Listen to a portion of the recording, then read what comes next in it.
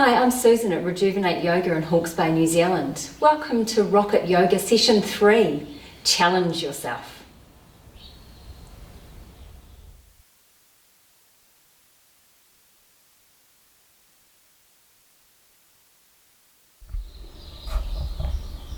Coming to the edge of your rocket, we're going to work into a down dog variation, the rocket down dog.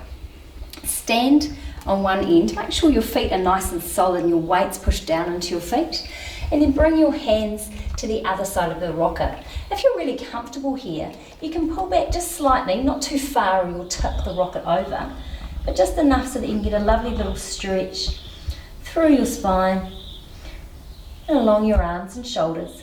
And when you feel ready, take some weight into your hands and feel the adjustment as you move between your hands and your feet. Getting a little bit more confident each time. And when you feel really comfortable with this motion of rocking forwards and backwards, you might like to take your feet further back, so just the balls of the feet are on the rocket. And then you can get your heels more involved. Lifting up your heel will bring you further forward, lowering your heels will take you back.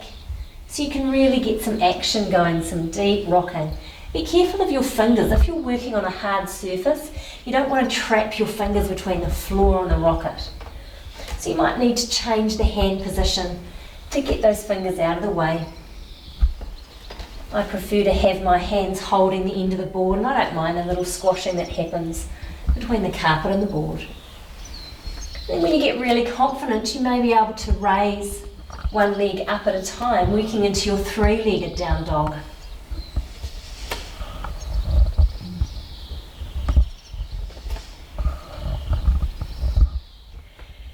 Be gentle as you come out of this pose. Walk your feet forward towards the centre of the board and give yourself a chance to relax. So you can really drop back into your hips here, stretching across the back, the shoulders and the arms. Staying here as long as you want. 5 or 6 breaths is usually good. And then slowly coming up to standing. You've been rocking upside down, so take your time so that you don't experience any dizziness. And then from here, we're going to come down and do some planks. You can either bring your hands down onto the centre of the board or take them wider apart, wherever feels comfortable for you. The further apart you get your hands, the more rocking motion will be available. Now you can either be in full plank, or if you prefer, half plank with the knees on the floor. And then start to gently move from side to side. As you get more confident, you may be able to roll and open one arm up away from the board, rolling onto the outside edge of your feet.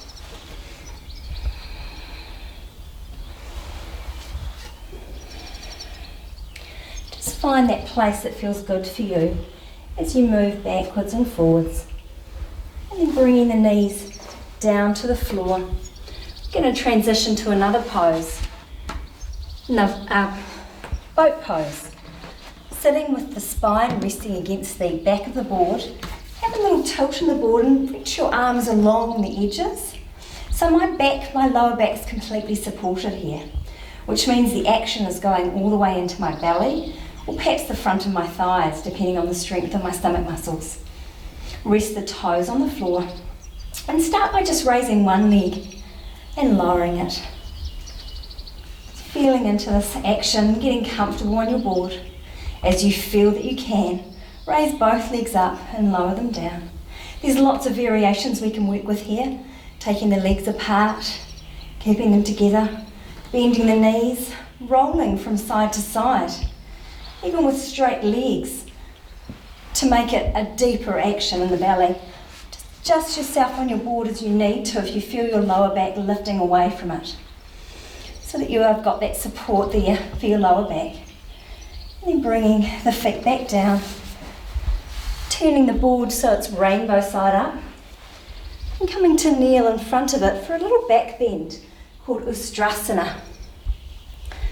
bring the thumbs into the top of the buttocks, push downward with the thumbs and work the thighs towards the front of the room.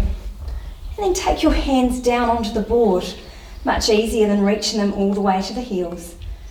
The head can come back if that's comfortable for you.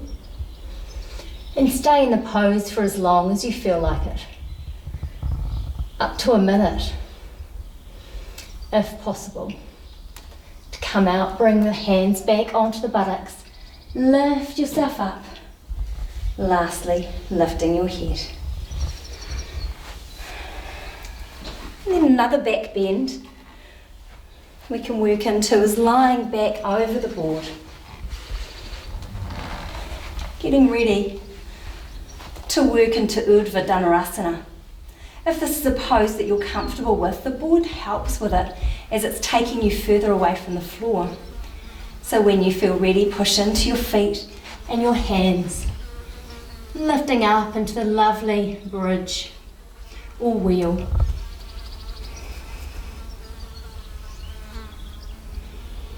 And then exhale, lift the head, lowering gently back down. And releasing, you might just like to go into a softer back bend here. And then coming back up to stand. Another way to challenge yourself with your rocket is to stand on it when it's up, balanced on its tips. So find that place where you're able to bring yourself onto standing on the board, finding your balance.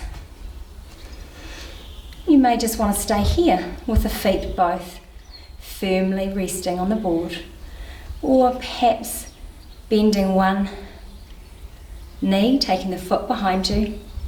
And from there, I'm just going to look down, finding my drishti point. So getting the gaze to rest on one point can help significantly with your balance.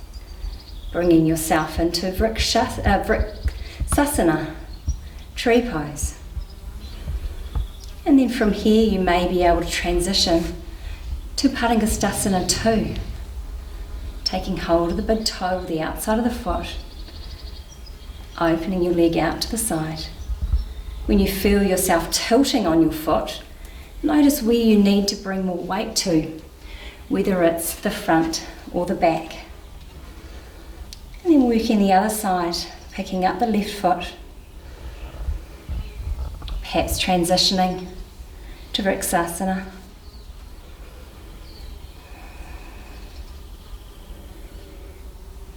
And then from here, maybe working into Virabhadrasana 3, opening the arms out to the side, letting the left or the leg extend back behind you, keeping the chest lifted.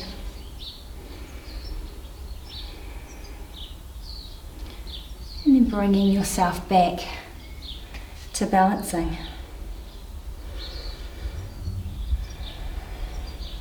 It's a lovely challenge for the whole body. You'll find that your mind is completely centered on what you're doing.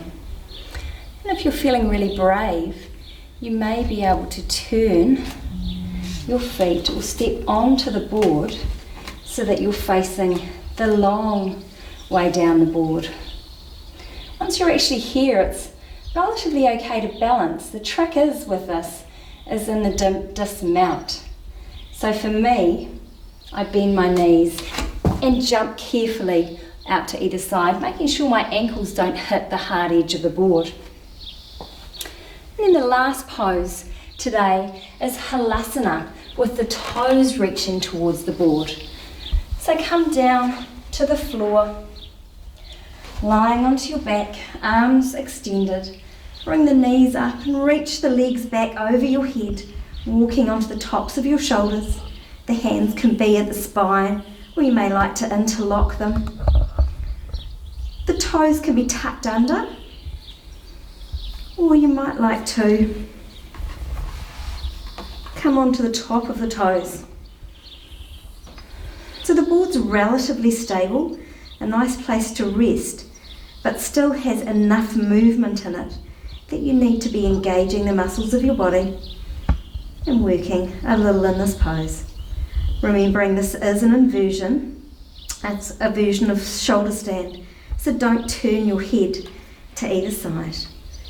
And then carefully roll out using the hands for balance, taking one vertebrae down at a time. Working into whatever counter poses you normally do for an inversion. In honour of your practice, Namaste.